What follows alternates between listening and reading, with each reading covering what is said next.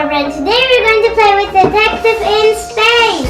It's so much fun because we're going to do another one of those. The other one was Detective in the Room, but now we're doing it in space. This is a puzzle and has 42 pieces, and this is for 3 and up. Okay, let's open it and let's get started. We have one magnifying glass. Whoa, look at how many pieces we have. First, we need to do the puzzle. Let's do this quickly.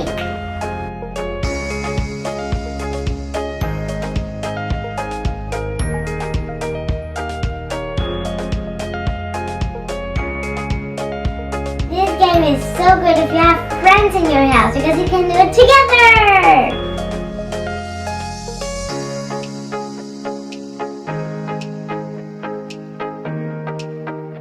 I'm almost done.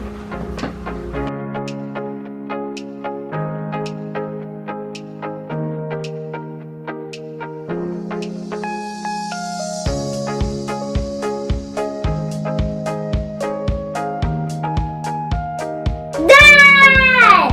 As you can see, this puzzle is very big. We can play on the floor too. Now, let's start looking. Oh, I already found the glasses. They're right here. One, found it.